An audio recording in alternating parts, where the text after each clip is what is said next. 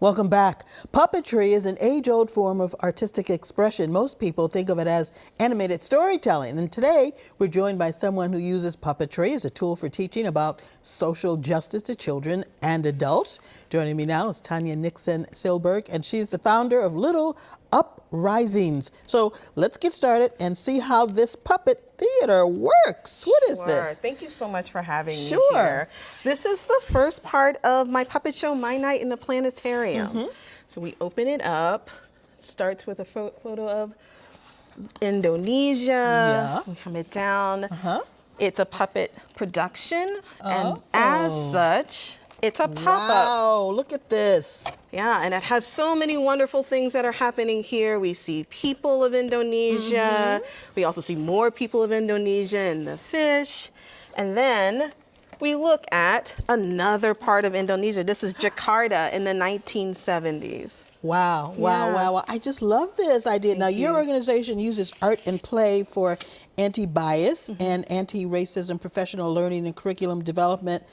Talk about your work with the schools and community organizations to affirm Black and brown kids, and tell us more about that work. Sure, yeah. So my work really is based on how we interact with kids, right? So we talk about justice in a way sometimes that is just geared towards adults, right? We use huge words, and kids, because they're kids, know a lot about justice and how to make the world more fair.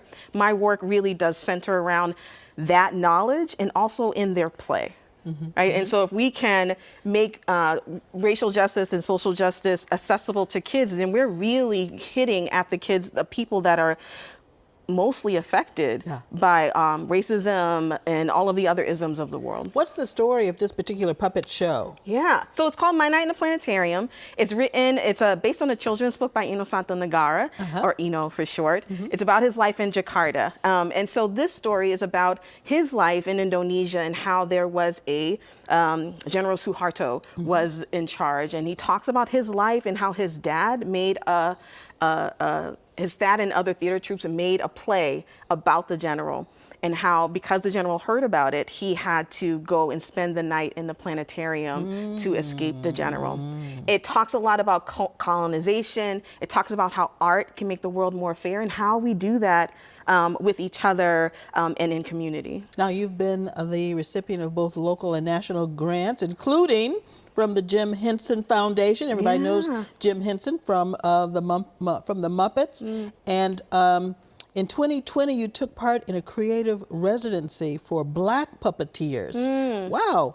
What's the state of diversity in the puppetry field? Yeah, so, you know, puppetry it's been around for 4,000 years, right? And it started to come into America around the 1800s and a lot from Europe. So a lot of the stories that are told are based on stories that we've already kept hearing. So stories around, you know, Cinderella and things of that sort. The diversity field in puppetry now it's getting better.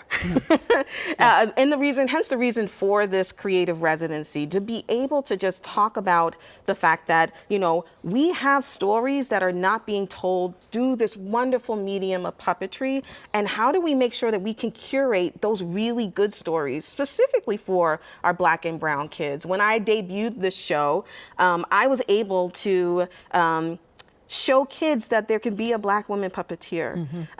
One of the things that really makes me excited is that we debuted the show in February of 2020. And then the show went on the shelf, literally, in March, right? But I remembered that show, and, you know, kids could give like letters and things of that sort, and all of them showed pictures of me, brown-skinned me, holding Ino. Yeah, I want to see Ino, because, you know, I had a favorite puppet. You're talking about representation. I had a favorite puppet when I was little, and it was Lamb Chop. Sherry Lewis was big back in those days, but Lamb Chop really didn't look like me. No. But the thing about puppetry, right, is that kids are able to kind of jump in and see themselves in these characters. Hi, I like the twists. Thank you. Yeah, and tell me the name of this puppet. My name is Ino. Hi, Ino. How are you today? I'm well. And so Ino Santo, this is little Ino. Little Ino. What are the kids? What's the reaction for kids when they see Ino? You know, Puppetry is really amazing in that kids see this character. You know, I started doing puppetry as a way to talk with my my young child about what they're feeling.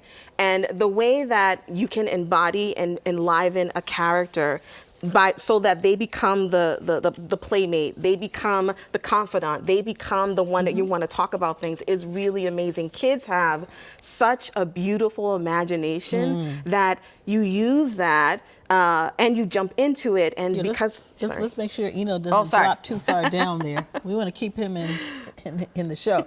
Yeah. And because we believe, because they believe, then I start to believe, and then Eno gets even more of a character, and he starts to talk, and he looks around, and he's like, oh, you know, and you can do this. He can be worried. He can be happy.